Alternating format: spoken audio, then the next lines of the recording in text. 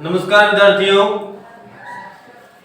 आज हम कक्षा 12 में हिंदी साहित्य का पाठ नंबर पढ़ेंगे 2।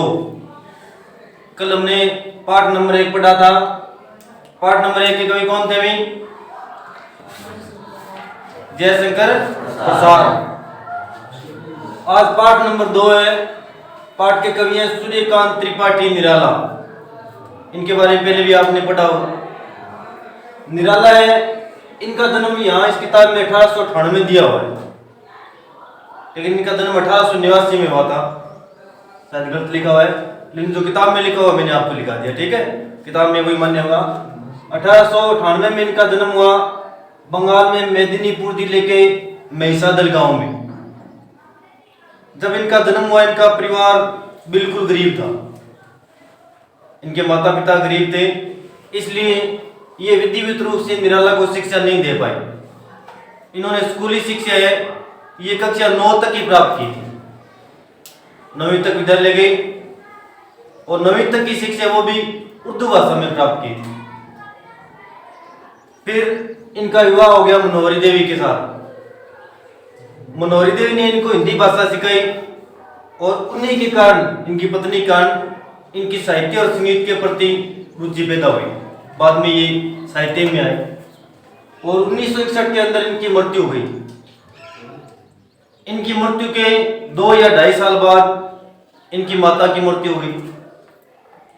जब ये 8 या 9 साल के थे, उसमें इनके पिता की मृत्यु हुई। फिर इनका विवाह हुआ मनोहरी देवी के साथ। विवाह के 1.5 साल बाद में इनकी पत्नी की मृत्यु हुई। इनकी एक पुत्री थी, उसका नाम था सरोज। और इनके परिवार के अंदर अन्य जितने भी लोग थे, इनके चाचा चाची नाना नानी, इन सब की मृत्यु निराला से पहले हो गई थी। ऐसा कोई भी व्यक्ति नहीं था जो इनकी मृत्यु के समय इनको कंधा दे सके। सबकी मृत्यु इनसे पहले हो गई थी। देखो, माता पिता पत्नी भाई, अन्य जितने पारिवारिक लोग थे, उन सब की मृत्यु इनसे पहले हुई। और जब इनकी मृत्यु हुई तब इनको कंधा देने वाला कोई नहीं मिला। अब इनकी पुत्री थी एक सरोज। सरोज का भी इन्होंने पालन पोषण किया, बड़ा किया। 16 साल की आयु में इन्होंने सरोज का विवाह कर दिया। विवाह के 1.5 साल बाद में सरोज की मृत्यु हुई। देखो, इस कारण से इनका पूरा जीवन गरीबी के साथ साथ दुखों के अंदर भी व्यतीत हुआ। और मृत्यु का जैसा साक्षात्कार निराला ने किया था, वैसा किसी और कवि ने नहीं किया। फिर भी इन्होंने जीवन के अंदर कभी हार नहीं मानी। और ये भी कबीरदास के भांति अक्कड़ स्वभाव के थे। कबीरदास जी क्या विशेषता थी? जो भी बात कहते थे मुंह पर कहते थे, वही बात निराला की थी। दूसरी इनके जीवन की मुख्य विशेषता ये थी, इन्होंने जितनी भी रचनाएं की, रचनाओं के अंदर जो भी इनको इनाम मिलता था वो सब गरीबों को दान करते थे।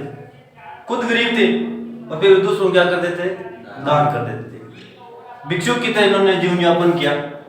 उनकी प्रमुख रचनाएं हैं परिमल, गीतिका, अनामिका, तुलसीदास। तुलसीदास के अंदर पूरा तुलसीदास का वर्णन है। कुकुरमुत्ता, इसके अंदर गरीबी और अमीरी का वर्णन है।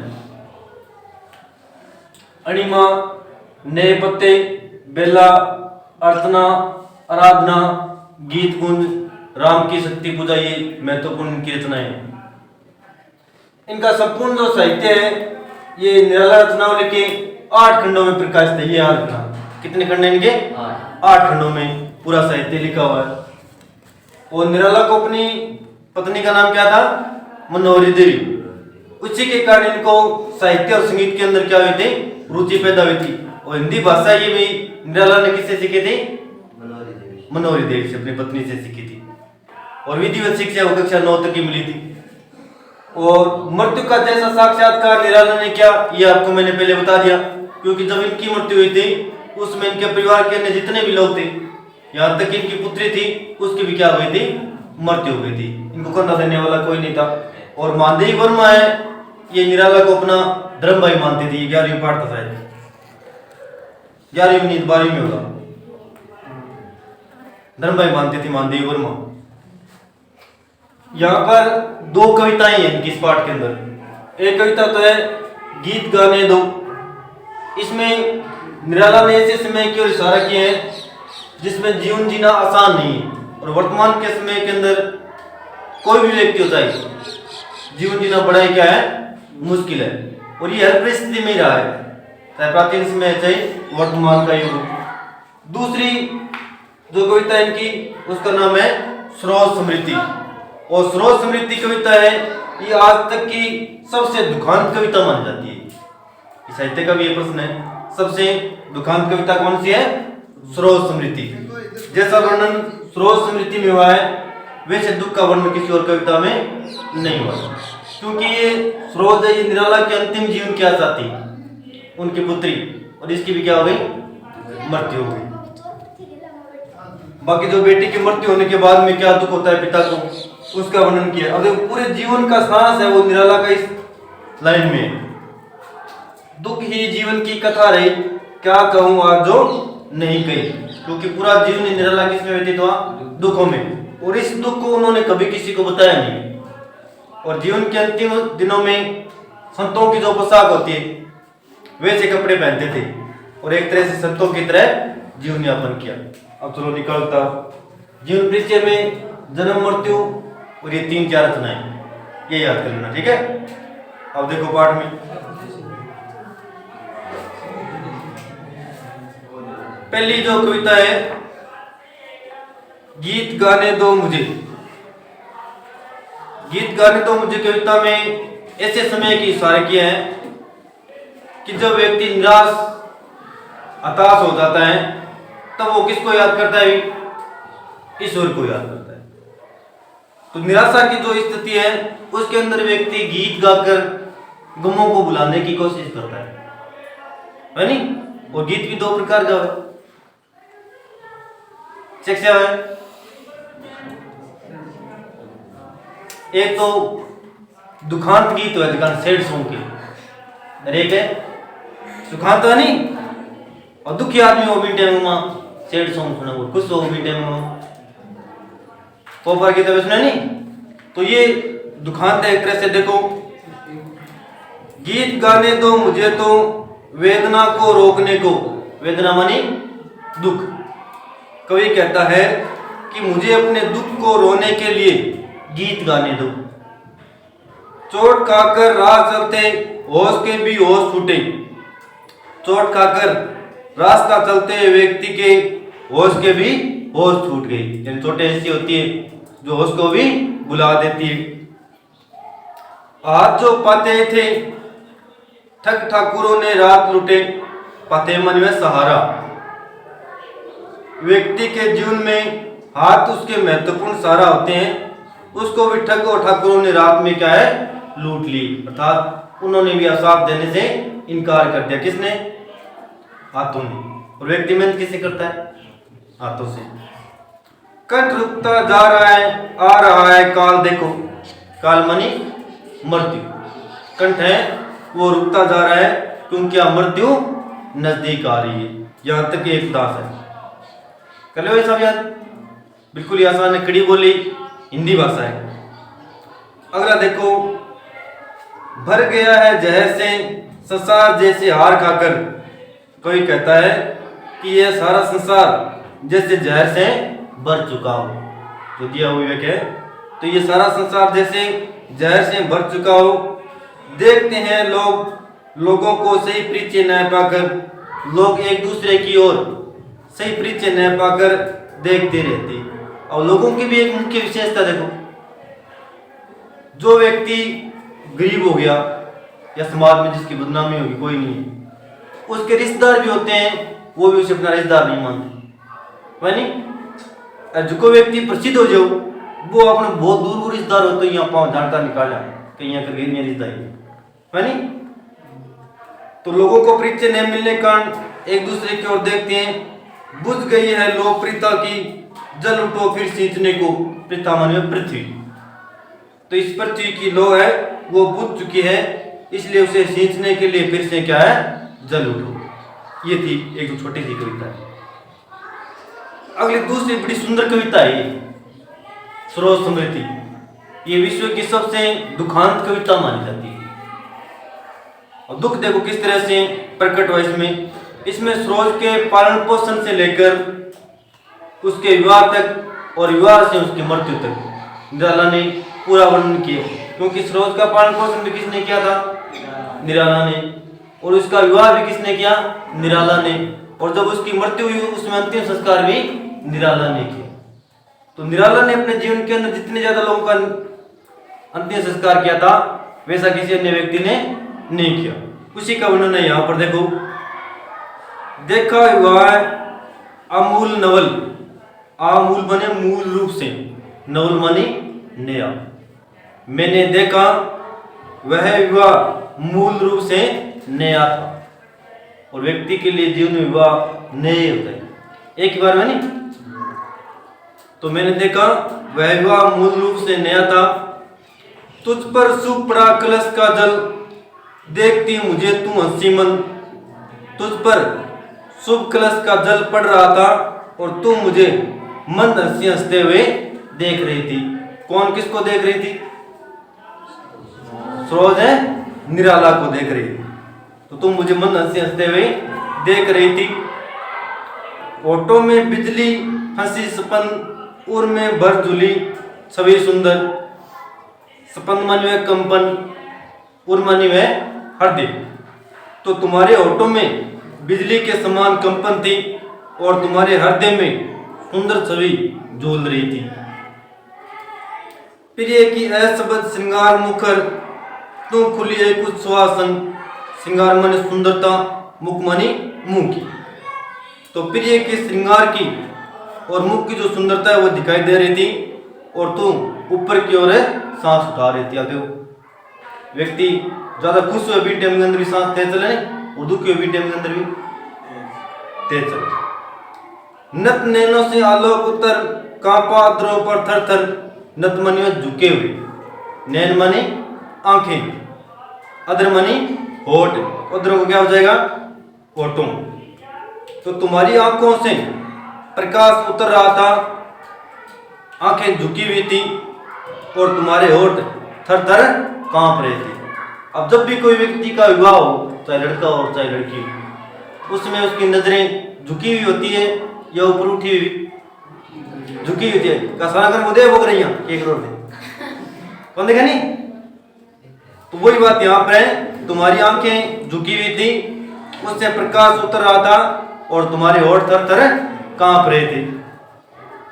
देखा मैंने वह मूर्ति दीति, दीति मानिए प्यासी, मेरे वसंत की प्रथम गीति। मैंने देखा वह मूर्ति अब भी प्यासी थी जो कि मेरे वसंत का प्रथम गीत थी। अब यहाँ पर मूर्ति शब्द किसके लिए है और वो क्यों प्यासी हुई?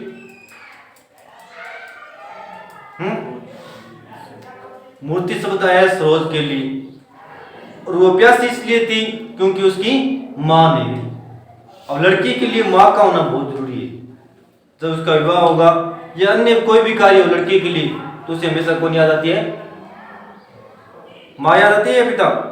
हाँ, मां। तो मैंने देखा वह मूर्ति अब भी प्यासी थी। तो ये प्रश्न आया हुआ एक बार का, सरोज प्यासी क्यों थी? तो इसका कारण क्या था? क्योंकि उसके जीवन में उसकी मां नहीं थी। यहां तक एक प्रयास है। कल ऐसा है क्या? अगला देखो, श्रृंगार रहा जो निराकार, रस कविता में उस दार। निराकार जिसका कोई आकार नहीं, उस सवित मन में बहती हुई धार्मिक धारा।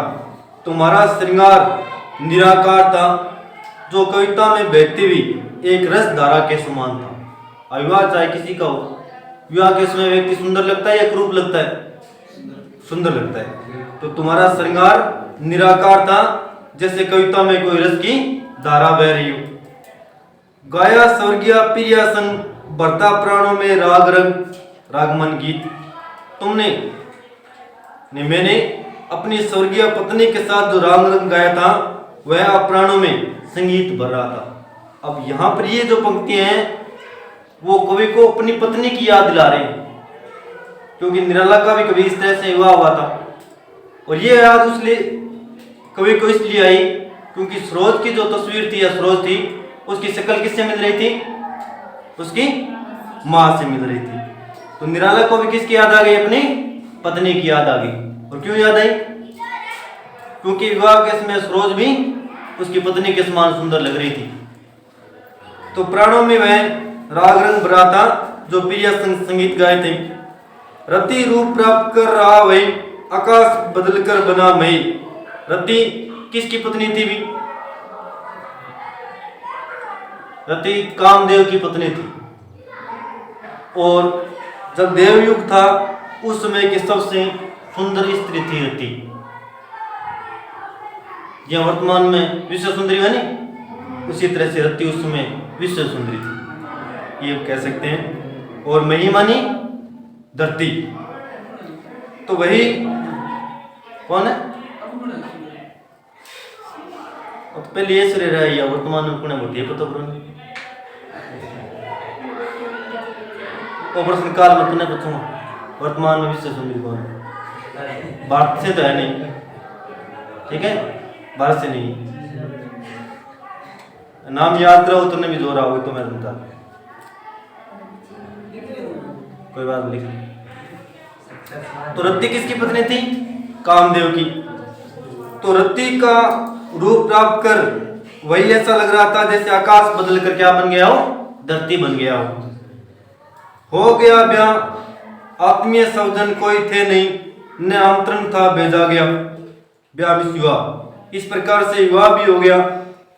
आत्मीय अपने लोग कोई नहीं आए थे क्योंकि उनको निमंत्रण नहीं भेजा गया था। अब देखो सरोज के विवाह में कोई भी अपने नहीं है, क्यों नहीं है? हैं? हाँ, क्योंकि उसके कोई अपने थे ही नहीं। निराला के अन्य जितने भी पारिवारिक लोग थे उनकी मृत्यु उनसे क्या हो गई थी? पहले हो गई थी।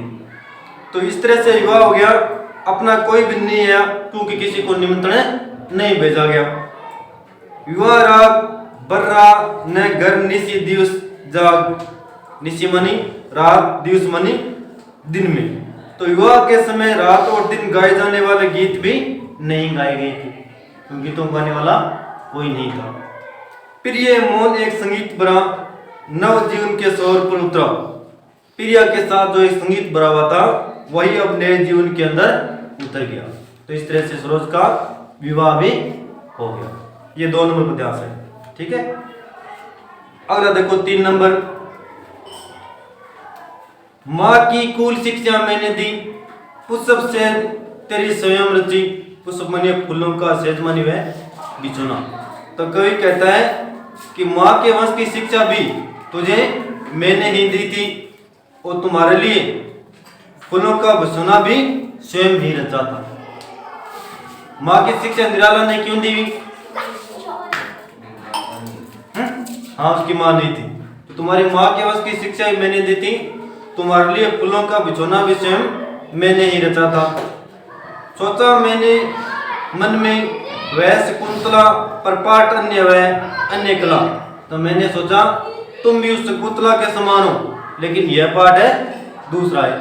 शकुंतला भी इसी तरह से जीवन व्यतीत किया था। कुछ दिन रह गए तुम फिर समोद बेटी नानी की स्नेह गोद। समोद में आनंद पूर्वक, स्नेह माने प्रेम रूपी। तो कुछ दिनों तक तुम घर में रही, फिर आनंद पूर्वक अपनी नानी की प्रेम भरी गोद में बैठ गई। अर्थात सरोज कहाँ चली गई? हाँ, ननिहाल में चली गई। तो कुछ दिन तुम घर में आनंद पूर्वक रही, बाद में अपनी नानी की प्रेम रूपी गोद में बैठ गई। मामा मामी का रहा प्यार, बर जलद दरा को जीवों पार। जल्द मानी बादल, दरामिस धरती। तो मामा मामी का प्यार उसी तरह तुम पर आ जिस प्रकार धरती के ऊपर बादलों में जल भरा हुआ रहता है। वे ही सुख दुख में रहे तेरे ही सदा समस्त व्यस्त। वे ही तुम्हारे सुख और दुख में हमेशा व्यस्त रहते, तुम्हारे हित के लिए सदा व्यस्त रहते। इन पालन पोषण भी सरोज का किसने किया? उसके नाना नानी ने। वह लता वही की जहां कली तू खिली, स्नेह से ली पली। अंत भी उसी गोद में शरण ली, मुंदे दृढ़ वर महामण। तू वहीं खिली थी, प्रेम से वहीं पली पड़ी थी, और अंत में वहीं पर तुमने मृत्यु रूपी आंखों को मूंद लिया। अर्थात मृत्यु भी सरोज की कहां पर होगी? ननिहाल में। हाँ, ननिहाल में, यानी वहीं पर वह पढ़ी लिखी बड़ी हुई और अंत में अपनी आंखें भी वहीं पर मूंद लेता, वहीं पर मृत्यु हो गई। अगला अंतिम पद्यांश देखो। मुझ भाग्यहीन की तू संभल, युग वर्ष बाद जब हुई विकल। संभल मानी वह सहारा, विकल मानी व्याकुल। तो मुझ भाग्यहीन के लिए सिर्फ तुम्हारा ही सहारा था, जो युगों बाद फिर से व्याकुल हो गया। क्योंकि निराला के जीवन में सिर्फ एकमात्र सहारा किसका बचा हुआ था? पुत्री का, और उसकी भी अब क्या हो गई? मृत्यु हो गई। तो फिर दुखी होकर कवि कह रहा है कि मुझ भाग्यहीन के लिए सिर्फ तुम्हारा ही सहारा था, जो युगों वर्षों बाद फिर से क्या हो गई? व्याकुल हो गई। दुखी जीवन की कथा रे, क्या कहूं आज जो नहीं कही। तो ये इनके जीवन की सबसे महत्वपूर्ण पंक्ति है।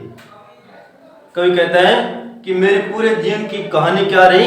दुख ही रही, और आज तक किसी को नहीं कही, जो अब और किसी को क्या कहूं। हो इसी कर्म पर वज्रपात, यदि धर्म रहे सदा नत सदा मात मन मस्तक। इसी कार्य पर मुझ पर वज्रपात शुरू हो जाए, क्योंकि अगर व्यक्ति के साथ हमेशा धर्म रहता हो, इस पथ पर मेरे कार्य सकल हो, भ्रष्ट शीत के से सद्दल, सद्दल माने कमल। और सर्दी की ऋतु में कमल क्या हो जाता है? अभी विकसित होता है या नष्ट हो जाता है? सर्दी में कमल नष्ट हो जाता है। तो वही बात कवि कह रहा है कि मेरे संपूर्ण कार्य उसी तरह से नष्ट हो जाए जिस प्रकार से सर्दी के समय में कमल नष्ट हो जाता है। यानी कवि ने अपने जितने भी अच्छे कर्म किए वो सब किसको अर्पित करता है? कवि सरोज को अर्पित करता है कि मैंने बड़ी आज तक जो भी कार्य किए हो उनका पुण्य सब किसको मिल जाए? सरोज को मिल जाए। करने गत कर्मों का अर्पण कर, करता में तेरा तर्पण। कवि अंत में कहता है दुखी होकर कि हे कन्या अर्थात सरोज, मैं पिछले संपूर्ण कार्यों का अर्पण करके तुम्हारा अंतिम संस्कार करता हूँ। अर्थात इस तरह से सरोज की भी क्या हुई? मृत्यु। ये सबसे दुखांत गीत है। अभी प्रश्न देखो भी गृह कार्य के लिए। गीत गाने दो मुझे कविता में 2 नंबर 4 नंबर। सरोज स्मृति में देखो 2 नंबर 5 नंबर 6 नंबर। 6 नंबर प्रश्न है, ये एकदम पूरा पक्का याद करना। 6 नंबर प्रश्न नहीं, मुझ भाग्यहीन की तू संभल, निराला की यह पंक्ति क्या बेटी बचाओ बेटी पढ़ाओ जैसे कार्यक्रम की मांग करती है। ये प्रश्न पक्का याद करना, ठीक है।